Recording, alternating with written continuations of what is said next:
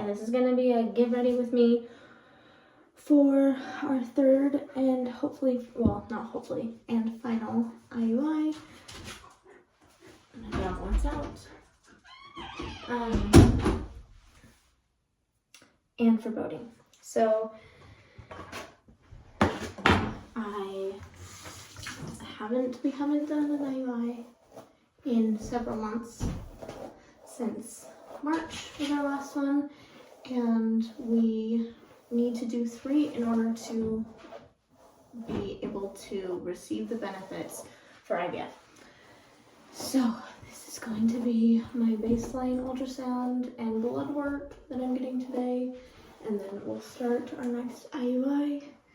And I have hopes and plans to be able to pull together $20,000, because even though our insurance covers a little bit of IVF, it still is going to be at $20,000 out of pocket, probably more like 18, but I'm gonna save up to $20,000 out of pocket for IVF.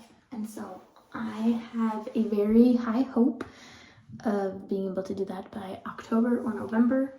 And so anyway, this is just getting ready, going, and then we're gonna go boating afterwards with all the family, and it should be good. So I didn't even finish getting ready, but I will see you after probably a few days.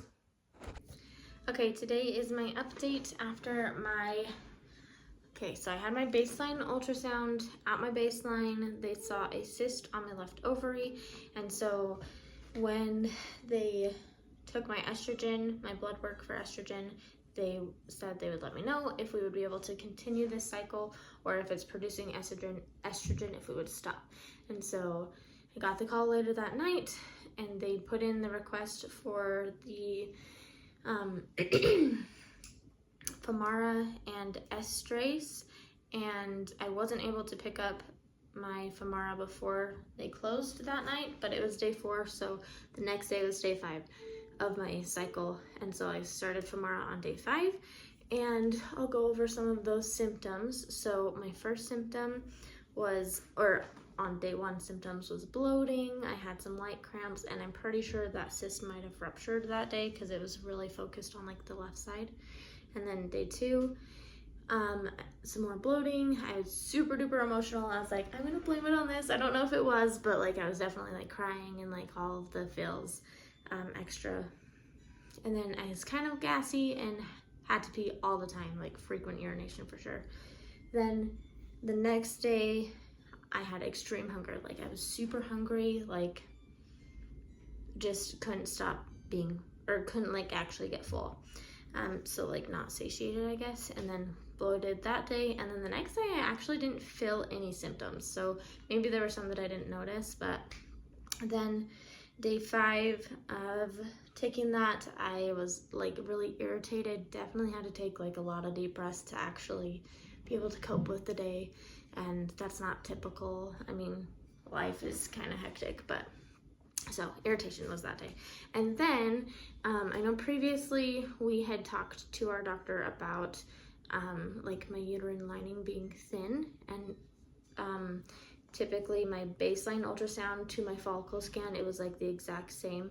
And usually by the time you do an IUI, you want it to be a couple, like 8 millimeters, and it was still at 4 millimeters every time I've done an IUI in the past. So this time what we're doing is I'm actually starting estrase, which I've taken the past 2 cycles. I'm taking it, let's see, what day is that, like day 10 and then day 11. And I'm having my follicle scan on day 11 because I'm usually really early, or I have been in the past. So we'll do the follicle scan. Day 11 is tomorrow. And then they said to bring the trigger shot, so that's a possible IUI on Saturday, or depending on how things look, possibly Monday. So we'll go from there, see how all of that goes. I did start taking my estrase today, and I've actually had a couple like like kind of crampy, and then like on the left side it was like, it felt like little fireworks. Like it wasn't like full on cramps, but it was kind of like sporadic. So that's some of the symptoms I've had, and I'll check in after I have my follicle scan tomorrow morning. Okay, I just finished my appointment. I had my follicle scan, which every cycle has been so different, so it's interesting. But this time this is day 11. Last time we triggered on day 11 and did a day 12 IUI, I think. But today there was one follicle that was large that was 17 millimeters and one that was 10 millimeters. And then typically they don't trigger for an IUI until 20 millimeters. And they grow about 2 millimeters per day. So I am scheduled now to come back in on Monday and to do another follicle scan and see if we're ready to trigger for maybe a Tuesday or Wednesday IUI, which is so interesting because like my previous cycles, one of them we think we totally missed my ovulation just because the follicles were so big. But I think we did a day 12 ultrasound, or maybe it was day 13. I'd have to look again. But anyway, the one thing that we did change this cycle though is I started doing estrase. I started yesterday, and because in the past my endometrium hasn't been thicker than 4 millimeters, and today it was 5.6 millimeters. So she prescribed me another set of estrase, so I'm going to keep taking that, but I'm not going to take any more fertility meds aside from that, and then I'll just come in on Monday and we'll go from there. I just went in for my, it would be day 13 follicle scan, and I have already ovulated on my own, so that means our cycle is canceled for this round, which I was really looking forward to this being our last IUI so that we can move forward with IVF. That just means we have to wait till next month to try again.